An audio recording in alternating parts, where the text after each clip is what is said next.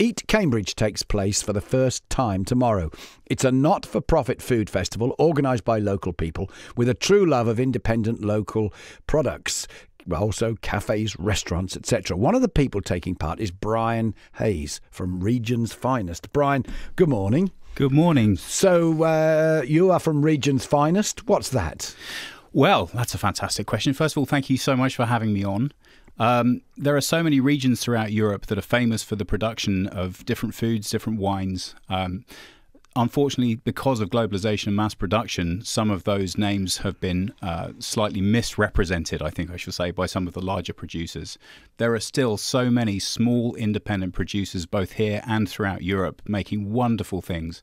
What we do is we bring those producers to market at the lowest cost possible so people can really, really get close to the things that they're eating and drinking. We'll come to the cost in just a moment, but I must suggest to you that maybe this is a good time to be holding such a festival because people have definitely changed their shopping habits. Ostensibly down to what's been going on in the supermarkets and the sort of products where the meat products where you're not quite sure what you're eating. But I think more than that, people are becoming more and more aware of what's around them. I mean, for us, it was easy to go to the supermarket on a Saturday morning and buy everything just because it was easy. And then, it took an hour and a half and then that was that done. But we have now changed our shopping habits. It's more time consuming, but it's more gratifying. Is this a good time for you to hold such a festival? Absolutely. There's been a very big consumer backlash and it continues to go on. I'm sure you remember some time ago there was a report published that stated that Cambridge was the most generic town in England. That's right. This really upset quite a lot of people, but the throwback from that has actually been nothing but positive. Lots of independent producers and shops coming forwards and saying, hang on a second, we're here, we're very active and we're very proud of what we're doing. Those kind of ideas gave birth to Eat Cambridge.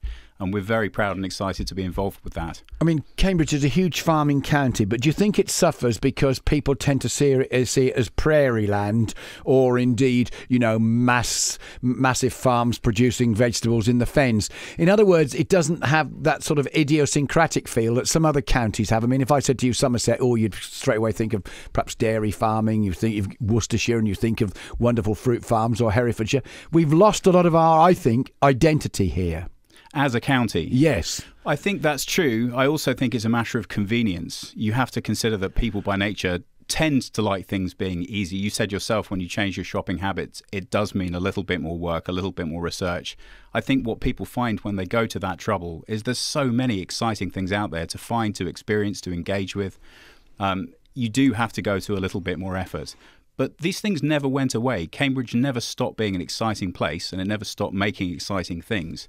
I think people have finally got to the stage where they're prepared to stand up and shout about what it is they're doing and be really excited and get other people really energised too. So what sort of things are on offer at Eat Cambridge? Well, that's a very long question.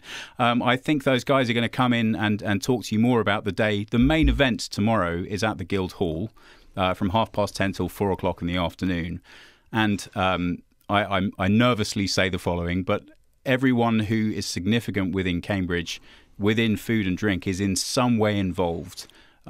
So there is a cornucopia of some amazing local producers that will be in the Guildhall tomorrow. If you can't make it tomorrow, the Eat Cambridge website's actually pretty fantastic.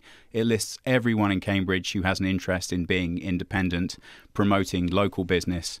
And if they haven't heard about your business and you're listening to this thinking, but I'm not involved, please contact them.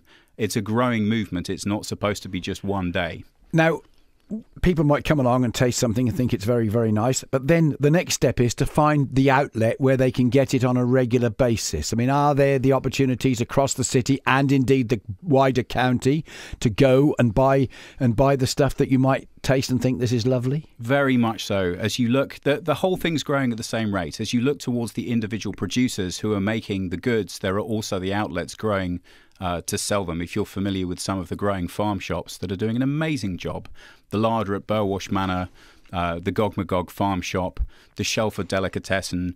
These are people, and I apologise to anyone I missed off that list. But that's just, just an example. There are so many. Yeah. That's just examples of some of the exciting things happening around Cambridge right now.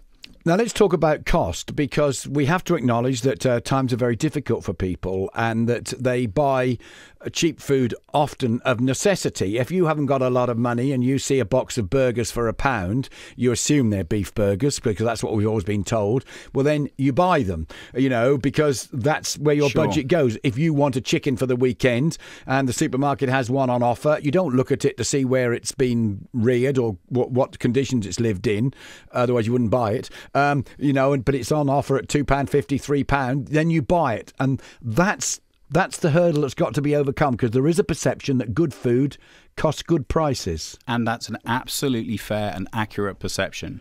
It will never be able to compete with the value or own label brands within supermarkets. But there are ways around that. If you eat local and you eat seasonal, you can get your fruits and vegetables at much, much lower prices. We all need to be eating a lot less meat, but the quality of it can be significantly better. The bacon that I brought in for you to try today, that isn't a cheap purchase, but it will last you a long time. And because the flavour's so intense, you can use a lot less of it when you cook with it and when you put it as an ingredient into your food. Well, you've tempted me because I can smell it. So go on, tell me about it. I mean, I am a bacon. I do love bacon. I also do buy, quite strong bacon for cooking, your pancetta or something like that. But also, British bacon as well. And you're right, you don't need too much to alter the flavour. Whereas you buy a packet of bacon in a supermarket and you had to be told it was bacon. Yes, and also you put it in your frying pan and it goes from being a beautiful, healthy-looking 8 inches one end to the other, strangely and miraculously disappears into a 3-inch crunchy strip with after sort cooking. of white froth around it. Yes, it's a bit disturbing, isn't it? Well, go on then. Tempt me then. Okay, so what we have here, I've brought in for you to try, is a traditional South Tyrolean bacon. Right. Now, this perfectly represents the kind of thing that we focus on.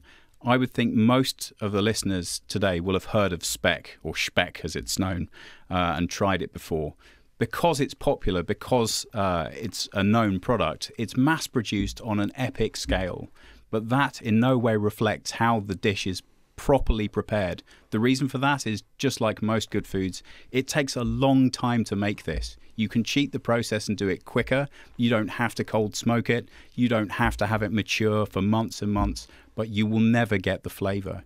I'm going to carve you off a little bit here to try. Now, it's an interesting point to note that as with cooking almost anything, vegetables included, the longer you wish to cook for, the larger the piece that you can put in. So because I'm serving this to you fresh, I'm slicing it as thinly as I possibly can. Right, okay. I'm not a chef, so I do the best job that I can. Right, okay. I'm going to pass this over to you. Right, thank you. And so this would be, with South Tyrolean, suggest straight away that it's German. Controversial. Austrian? Controversial. Oh, right. Technically, this is actually Italian. Oh. But they're very, very passionate about who they are and where they're from. Depending on who you speak to, very much dictates which their allegiances are. Sometimes neighbours feel very differently about where they come from. Right. Now, as you eat that, as you put that in your mouth and chew, it is lovely. It is, yeah, yes. It is. I mean, I wouldn't call it this bacon. You'd call this like, almost like a ham, really, isn't it? That perfectly illustrates the point. This is bacon. This is how bacon is traditionally produced, and we've gotten so far away from this. I'm trying to think of the one that it is hugely popular in Italy and very expensive. I watched the Carluccio and his mate going around Italy in a series. I forget where it is, and they had one particular sort of ham hanging up there for months, years, and it costs a fortune. Yes, the mark, if you will, of hams produced in that region is called the culatello. Yeah, that's the king of hams. Yes, and it's extraordinary. Yeah. It is extraordinarily expensive. It's very time and labour intensive to make. Right. Yeah. So people coming along tomorrow might, like me, be offered a little slither of that. Oh, yes. Then how would they buy it? Well, we'll have some available with us to buy tomorrow. We're set up initially as an online business. We try and keep our overhead as low as possible. We're not cheap, but most of what you spend when you purchase with us is the money that goes on the products you buy. That's the idea. We don't want to waste any money on bells and whistles, simply the beautiful things that you're getting to eat and drink. Well, time's up against us, so let's just get a quick plug in. Tell people the wheres and wherefores tomorrow. You can get us at the Guildhall tomorrow in Cambridge from 10:30 until 4. That's Eat Cambridge. There's a whole range of wonderful people that will be there. Is it free entry? Do you know what? Rather embarrassingly, I don't know the answer to that question. But the website's excellent. Please do go on the eCambridge website because it will also tell you about the many other exciting things they're doing.